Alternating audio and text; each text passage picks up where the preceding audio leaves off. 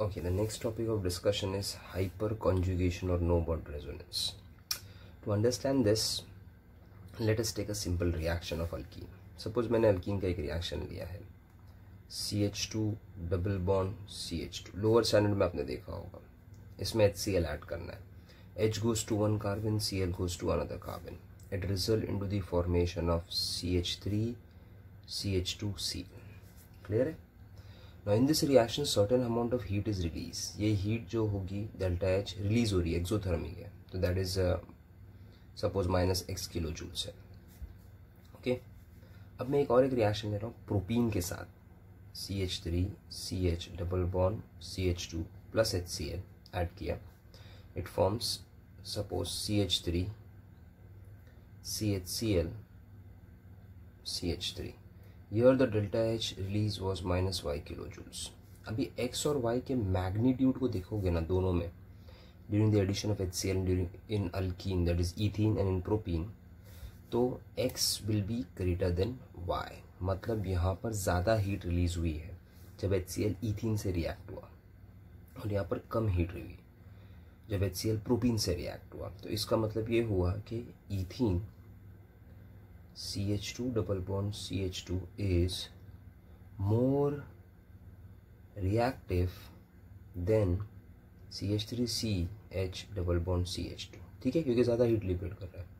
और आपको याद होगा कि reactivity is inversely proportional to stability. अगर कोई चीज़ ज़्यादा रिएक्टिव है तो वो कम स्टेबल है, और कोई चीज़ कम रिएक्टिव है तो वो ज़्यादा स्टेबल है. मतलब मैं लिख सकता हूँ कि reactivity is inversely proportional to stability. तो इसका मतलब ये हो गया कि प्रोपीन कम रिएक्टिव है ईथीन से. इसका मतलब स्टेबिलिटी में वी कैन राइट डाउन कि CH3 CH double bond CH2 is greater than CH2 double bond CH2 for this reaction. अब क्वेश्चन ये है क्यों. तो ये क्यू का क्वेश्चन समझने के लिए you have to understand the mechanism of the reaction. चलो अभी इथीन को लेके हम लोग उसका मैकेनिज्म एक्सप्लेन करते हैं. This was CH2 double bond CH2 sigma bond pi bond. और आपको याद होगा ये प्लेनर स्ट्रक्चर है, मतलब इसको मैं ऐसा बना सकता हूँ, that is CH H, then you have a sigma bond CH H. Plane के अंदर है, पीछे जा रहा है या आगे आ रहा है. Pi bond, this pi bond जो रहेगा it is above the plane. याद रहेगा आपको, pi bond is form due to lateral overlap of the orbital above and below the plane. ये पाई बॉन्ड, तो is a pi electron cloud. तो there is a pi electron cloud above the plane of alkene and below the plane of alkene. अब इस alkene पे सबसे पहले attack करेगा H+ ions. क्यों? बिकॉज पाई इलेक्ट्रॉन क्लाउड को ब्रेक करने के लिए आप Cl- पहले नहीं भेजोगे. Reason, while Cl- won't attack first because Cl- have a negative charge. This is negative will repel. So to break the negative charge we will send first what? Positive charge. तो H+ आके suppose ये carbon पे attack करेगा, तो when it attacks on this carbon atom, ये पूरा electron इस पे शिफ्ट हो जाएगा. the entire electron shift on this carbon atom. ये स्ट्रक्चर हो जाएगा CH2 सिंगल बॉन्ड CH3, इस पे आ गया प्लस चार्ज, मतलब ये बन गया कार्बोकैटायन. फिर इस पे अटैक करेगा Cl- ions and it forms CH2Cl and CH3. But सबसे पहला अटैक किसका होगा? H+ ions. फिर क्या बनेगा? कार्बोकैटायन, क्योंकि कार्बन पे प्लस चार्ज है. क्लियर है? तो मतलब in this reaction in the first step there is a formation of carbocation. ठीक है, and then carbocation is shifted to hydrochloride. Now the reactivity of propene was found to be less.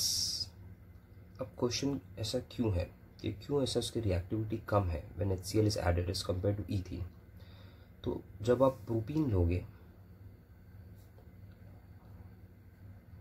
वो भी पहले step में carbocation, suppose H+ यहाँ attack करेगा तो electron pair इस पे शिफ्ट होगा, H+ यहाँ पर अटैक करेगा फर्स्ट कार्बन पे.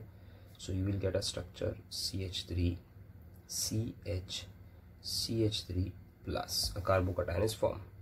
फिर इस कार्बोकैटायन पे Cl- आके अटैक करना चाहिए. जितना ज़्यादा Cl- अटैक करेगा इस कार्बोकैटायन पे उतना ज़्यादा प्रोडक्ट बनेगा, that is CH3 CHCl CH3. Okay, once again जितना Cl- इस कार्बोकैटायन पे अटैक करेगा उतना ज़्यादा प्रोडक्ट मिलेगा. लेकिन ethyl chloride product was more and propyl chloride product was less, क्योंकि लेस हीट मिला है, प्रूफ है वो एक्सपेरिमेंटली। तो इथाइल क्लोराइड ज़्यादा है, आइसोप्रोपाइल क्लोराइड कम है। इसका मतलब यहाँ पर क्लोराइड ने कार्बोकटाइन पे कम अटैक किया, यहाँ पर क्लोराइड कार्बोकटाइन पे मोर अटैक। तो यहाँ पर लेस अटैक क्यों हुआ, रीज़न क्या है? तो let us analyse this molecule. ठीक है, बराबर देखो, ये मॉलिक्यूल स्ट्रक्चर जब कार्बोकटाइन में कन्वर्ट हो रहा है तो स्ट्रक्चर में CH3 single bond CH plus है एंड CH3 है। ओके, और ये स्ट्रक्चर बना इस स्ट्रक्चर से। अगर ये स्ट्रक्चर को बराबर देखोगे तो यहाँ एक सिंगल बॉन्ड है और यहाँ पर क्या है, डबल बॉन्ड। सिंगल बॉन्ड का बॉन्ड लेंथ कितना होता है, 154 पिकोमीटर होना चाहिए, सही है। बट ये 154 पिकोमीटर नहीं मिलता। The bond length in this propene was found to be 146 picometre, थोड़ा कम है, 154 से कम। तो बॉन्ड लेंथ कम कब होती है, जब बॉन्ड ऑर्डर बनता है। आपको याद होगा C triple bond is shorter than C double bond which is shorter than C single bond C। मतलब सिंगल बॉन्ड का जो बॉन्ड लेंथ है वो 154 है, डबल बॉन्ड 133 होता है और उससे कम होता है ट्रिपल बॉन्ड। तो 154 नहीं आ रहा है, 146 कम आ रहा है, मतलब सिंगल बॉन्ड डबल बॉन्ड की तरफ बढ़ रहा है, डबल बॉन्ड के नेचर की तरफ बढ़ रहा है। क्योंकि if it is 154 it was purely single bond, it was found to be 146 less. It means that double bond nature is moving to single bond nature is moving towards double bond nature। ये सबसे पहला doubt आपके दिमाग में आना चाहिए, कैसे, how this single bond nature is converting to double bond nature.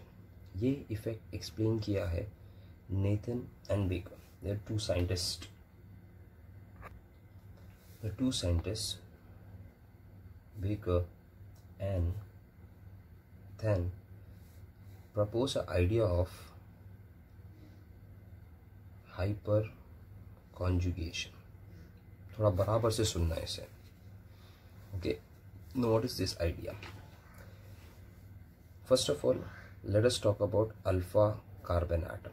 हम लोग ये सॉल्व कर रहे हैं कि why does प्रोपीन ज़्यादा रिएक्ट नहीं करता और क्यों इसका बॉन्ड लाइन 154 नहीं मिला, 146, मतलब सिंगल बॉन्ड से वो कौन से नेचर पे जा रहा है, towards the double bond nature, क्यों? तो first of all let us try to understand what is alpha carbon. Alpha carbon is the carbon attach to functional group. अब अल्कीन में फंक्शनल ग्रुप डबल बॉन्ड है, तो propene में ये carbon atom alpha हो जाएगा क्योंकि ये फंक्शनल ग्रुप से अटैच है। तो जो कार्बन, अब जैसे एसिड लिया, एसिड में एसिडिक एसिड लो CH3COH, तो ये आपका मेन फंक्शन ग्रुप है, मतलब ये अल्फा कार्बन हो गया। अल्कोहल लो CH3CH2OH, इथेनॉल, तो OH आपका मेन फंक्शन ग्रुप है, तो ये CH2 अल्फा कार्बन हो गया। तो alpha carbon is a carbon attach to the main function group. ठीक है, तो अगर हम लोग प्रोपीन की बात करेंगे तो this is CHHH attach to CH, double bond CH2। ठीक है, जब H प्लस अटैक किया था ये इलेक्ट्रॉन पेयर कहाँ पर शिफ्ट हुआ था, इस कार्बन पे। जब इस कार्बन पे शिफ्ट हुआ था तो ये कार्बन पे क्या डेवलप हुआ था, पॉजिटिव चार्ज। तो CH single bond CH2 minus और यहाँ पर क्या आएगा, प्लस। यहाँ पर कौन आ रहा था, H प्लस अटैक कर रहा था। अब बराबर इसको नोटिस करो, ये एक कार्बोकटायन है, इसमें कार्बन के एक बॉन्ड इस कार्बन के साथ है, एक बॉन्ड इस कार्बन के साथ, एक बॉन्ड इस हाइड्रोजन के साथ में है। तो बेसिकली ये कार्बन sp2 हाइब्रिडाइज्ड है। क्या है, sp2 हाइब्रिडाइज्ड, मतलब ये कार्बन का नेचर हो गया प्लेनर। तो अगर मुझे इसका नेचर एक्सप्लेन करना है स्ट्रक्चर, तो ऐसा दिखाई देगा, CH2 minus HCHHH, sp2 plus charge, outer most में कितने इलेक्ट्रॉन्स है, 6। sp2 मतलब कार्बन का एक s और 2 p इन्वॉल्व है, मतलब कार्बन का जो एक p है लास्ट वाला, see we have px py pz। तो इफ आई से कार्बन का sp2 मतलब उसका एक s, उसका एक px, उसका एक py बॉन्डिंग में पार्टिसिपेट कर लिया, जिसमें 3 बॉन्ड बन गए, बट एक अभी भी खाली है, that is P Z, that is perpendicular. अब ये जो पी जेड ऑर्बिटल होता है, इसके आउटर मोस्ट में कितने इलेक्ट्रॉन्स है देखो 6। ये ऑर्बिटल और अल्फा कार्बन का जो सी एच सिग्मा बॉन्ड है, ये ऑर्बिटल एक दूसरे को पैरेलल होते हैं। Okay, they are parallel with each other. मतलब अगर ये सिग्मा है, स्ट्रेट सिग्मा, तो ये आपका हो गया पी जेड पैरेलल, जिसके वजह से ये पी जेड को अट्रैक्ट करेगा और पी जेड सिग्मा को अट्रैक्ट करेगा और सिग्मा के इलेक्ट्रॉन्स यहाँ फॉल हो सकते हैं। तो ये दोनों एक दूसरे को पैरेलल है। ये तो परपेंडिकुलर है, see this is and these are perpendicular, but ये अल्फा कार्बन का जो सिग्मा इलेक्ट्रॉन है it's parallel. So because of 6 electron, ये इलेक्ट्रॉन पेयर को अपनी तरफ पुल करेगा and try to pull this electron pair, the structure changes like this CH2। देखो H प्लस बाहर आ गया इस CH2 से डबल बॉन्ड C, ठीक है, सिंगल बॉन्ड CH2 माइनस। तो अब ये जो कार्बन है ना जिसपे क्लोरीन अटैक करने वाला था, उसको अल्फा कार्बन के हाइड्रोजन ने न्यूट्रलाइज कर दिया। जब न्यूट्रलाइज कर दिया तो क्लोरीन का अटैक कम हो जाएगा। और कितनी बार न्यूट्रलाइज करेगा, देखो ये एक हाइड्रोजन फॉल हो सकता है तो एक ऐसा स्ट्रक्चर बनेगा। आपको याद होगा single bond free rotation allow करता है, तो ये कार्बन सपोज ये H1 है, ये H2 है, H3 है, H1 निकल गया, तो अब H1 की जगह पे H3 आ सकता है। तो आपको एक और एक स्ट्रक्चर ऐसा मिलेगा, कार्बन H3 बाहर है और आपका H2 H1 अटैच है, double bond CH2 minus, sorry CH2 minus. फिर हो सकता है कि ये H2 का बॉन्ड शिफ्ट हो जाए, तो एक स्ट्रक्चर ऐसा बन सकता है H3 H1 H2 बाहर आ गया प्लस चार्ज में, you have double bond CH and CH2 minus. So basically what is happening here कि ये सिग्मा इलेक्ट्रॉन 1 बाय 1 शिफ्ट हो सकते हैं and it can neutralise this carbon atom, जिसके वजह से इसका अटैक कम हो जाएगा। और जब ये शिफ्ट हो गए तो they will form a double bond, partial double bond, और डबल बॉन्ड फॉर्म होने की वजह से इनकी बॉन्ड लेंथ 154 से कम हो जाती है। सो बेकर नीथन सजेस्ट कि such type of resonance is called as no bond resonance system phenomena, which is better termed as hyperconjugation। conjugation मतलब सिंगल एंड डबल बॉन्ड। तो अब यहाँ पर डबल बॉन्ड देखो 3 बार फॉर्म हो रहा है to neutralise this, therefore it is called as hyperconjugation। और हर बार में एक कार्बन और एक हाइड्रोजन की बॉन्ड्स जो है वो आपको नहीं दिखेंगे, बट फिर भी डबल बॉन्ड फॉर्मेशन हो रहा है, इसके लिए इसको नो बॉन्ड रेजोनेंस भी कहा जाता है। तो बेसिकली अगर मैं बोलूँ कि प्रोपीन का रिएक्शन ईथीन से कम क्यों है, क्योंकि रीज़न ये है कि प्रोपीन का जो कार्बोकैटायन बन रहा है रिएक्शन में वो न्यूट्रलाइज हो रहा है उसके अल्फा कार्बन एटम की वजह से, वो भी अल्फा कार्बन के सिग्मा इलेक्ट्रॉन शिफ्ट हो रहे हैं टू न्यूट्रलाइज इट। तो such phenomena is called as hyper conjugation, और जिसके वजह से डबल बॉन्ड फॉर्मेशन होता है एंड बॉन्ड लेंथ 154 से गिर के 146 आ जाता है प्रोपीन का। क्लियर है? अब ये हाइपर कॉन्जुगेशन आपको हर एक सिस्टम में, हर डबल बॉन्ड कॉन्जुगेट सिस्टम में मिलेगा। मतलब हाइपर कॉन्जुगेशन के लिए सबसे इंपॉर्टेंट चीज़ ये है कि एक sp2 हाइब्रिडाइज सिस्टम से क्या अटैच होना चाहिए, एक अल्फा कार्बन जिसपे अल्फा हाइड्रोजन होने चाहिए।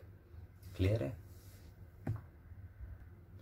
तो सपोज मुझे प्रोपीन के हाइपर कॉन्जुगेटेड स्ट्रक्चर बनाना है, तो this is CH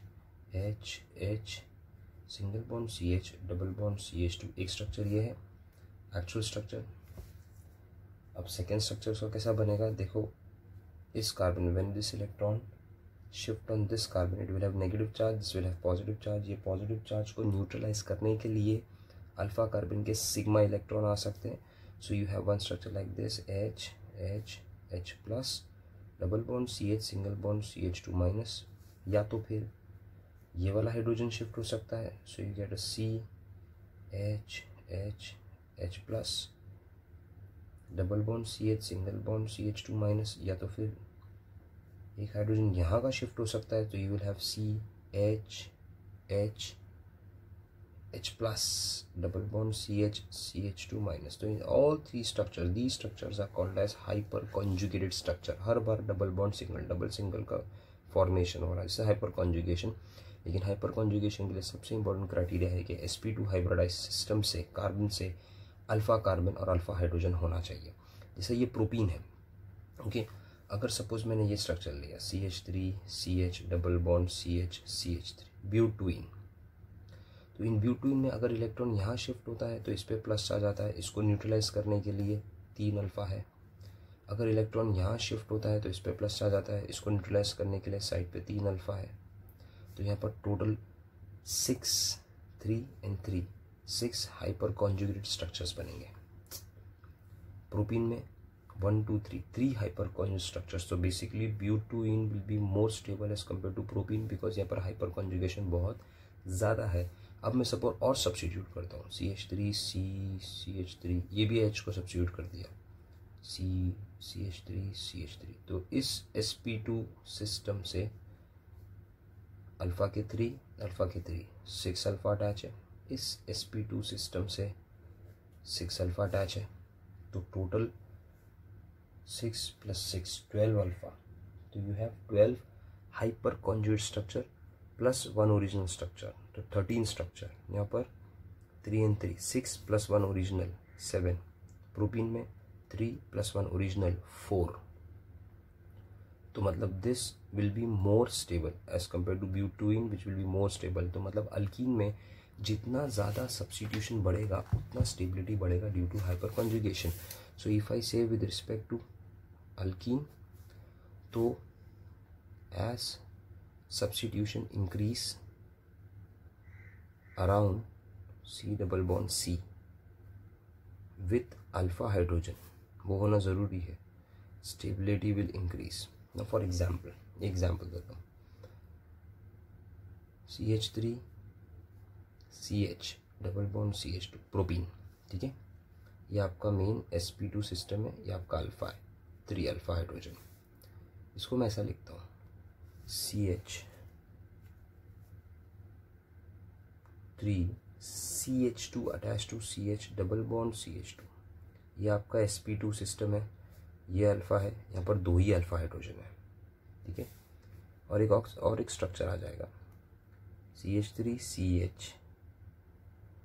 CH3 attach to CH double bond CH2। देखो ये कार्बन वापस sp2 है, ये वापस अल्फ़ा है, पर ये पॉइंट पे एक ही अल्फ़ा हाइड्रोजन है। तो यहाँ पर 2 ही alpha hydrogen, here there is 1 alpha hydrogen, here there is 3 alpha hydrogen. तो यहाँ पर ज़्यादा हाइपर कॉन्जुगेटेड स्ट्रक्चर बनेंगे, 3 + 1 ओरिजिनल 4 हाइपर कॉन्जुगेट स्ट्रक्चर। यहाँ पर 2 + ओरिजिनल मतलब 3 हाइपर कॉन्जुगेट स्ट्रक्चर। यहाँ पर कितने बनेंगे, 2 हाइपर कॉन्जुगेट स्ट्रक्चर। तो सबसे स्टेबल कौन सा होगा, प्रोपीन, फिर ये मॉलिक्यूल एंड फिर दिस मॉलिक्यूल। तो याद रखना stability of alkyne depends upon the number of alpha hydrogen. अब उसके हिसाब से अगर मैं ये सब्स्टिट्यूशन ले रहा हूँ CH3 डबल बॉन्ड CH3 तो here there are, this is sp2 alpha alpha alpha alpha. Total alpha कितने हैं, टोटल 12 अल्फा हाइड्रोजन। तो ये सबसे ज़्यादा स्टेबल होगा, क्लियर है, एज कम्पेयर टू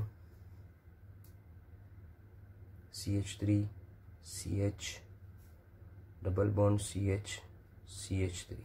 क्यों, बिकॉज यहाँ पर 3 + 3 6 अल्फा हाइड्रोजन है, ये ज़्यादा स्टेबल होगा as compare to CH3 CH double bond CH2। तो ये आपका sp2 है, 3 अल्फा है, ये ज़्यादा स्टेबल हो जाएगा CH2 double bond CH2, there is no alpha. Clear है।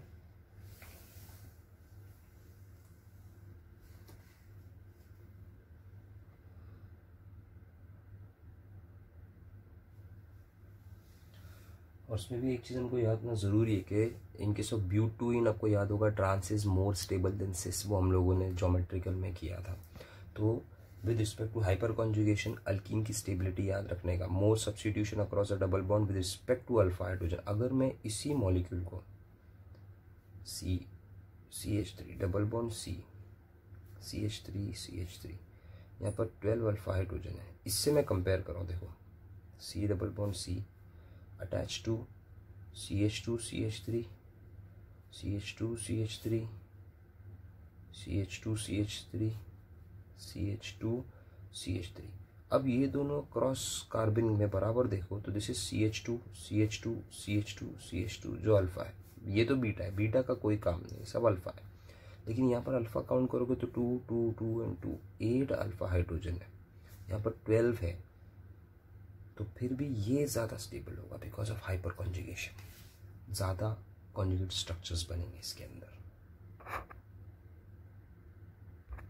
Now if you talk about stability of carbocation और free radical, तो सपोज मैंने लिया टर्शरी ब्यूटाइल कार्बोकटायन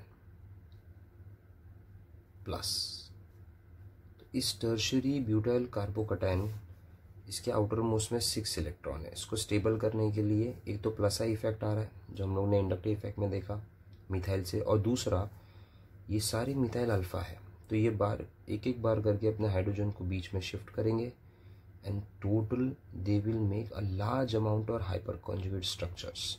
मतलब अगर मैं इसका स्ट्रक्चर ड्रॉ करने जाऊँ वन ऑफ द स्ट्रक्चर, तो देखो ऐसा रहेगा C planar molecule CH3 plus, इसको ऐसा करता हूँ CH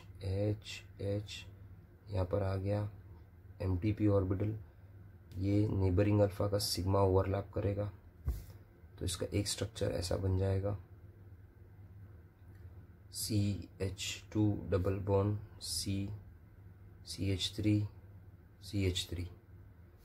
H प्लस। तो देखो ये 6 से कितना हो गया 8 स्टेबल ऑक्टेट कंप्लीट। फिर ये हाइड्रोजन भी कर सकता है, ये हाइड्रोजन भी कर सकता है, फिर यहाँ से भी 3, यहाँ से भी 3, मतलब इसके पास टोटल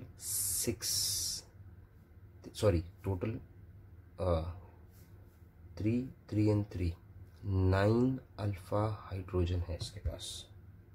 क्लियर है? So if it has a total 9 alpha hydrogen, it can have lot of hyper conjugated structures. So 9 time it get neutralized. Suppose मैंने इसकी जगह पे CH3 प्लस एक सेकेंडरी कार्बोकटायन लिया था, ये टर्शरी था, सेकेंडरी लिया, तो सेकेंडरी के ये दोनों साइड पे देखो अल्फा अल्फा, कितने अल्फा है 6 अल्फा हाइड्रोजन या 9 अल्फा है, तो यहाँ पर 9 स्ट्रक्चर्स बन सकते हैं, यहाँ पर 6 बार ये न्यूट्रलाइज हो सकता है, तो tertiary is more stable then secondary. Suppose मैंने प्राइमरी लिया CH2 प्लस कार्बोकटायन बराबर देखो, तो यहाँ पर 3 अल्फा हाइड्रोजन है, तो 3 कॉन्जुगेट स्ट्रक्चर्स बनेंगे।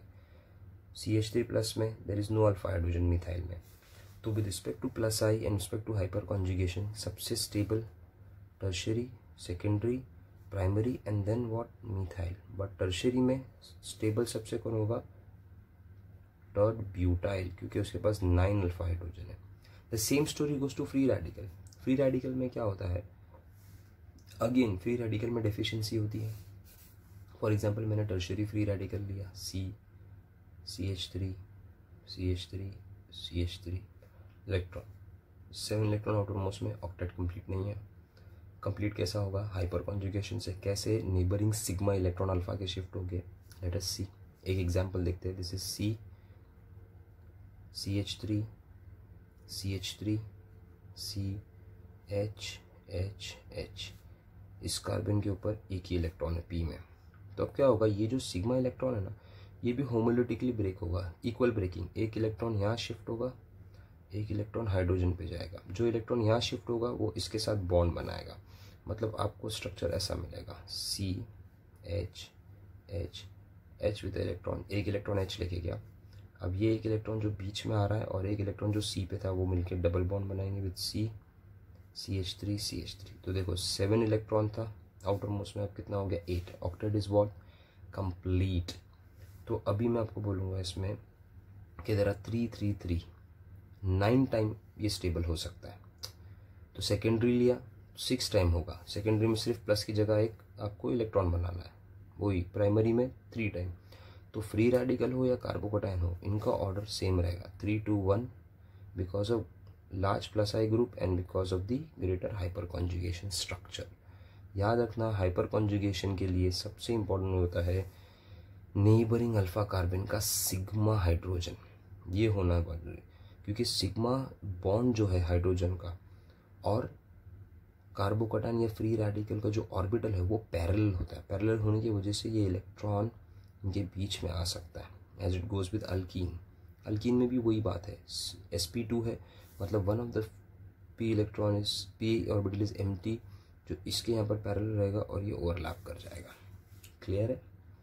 सो this is all about hyperconjugation, no bond resonance, shifting of neighboring sigma electrons. Remember that.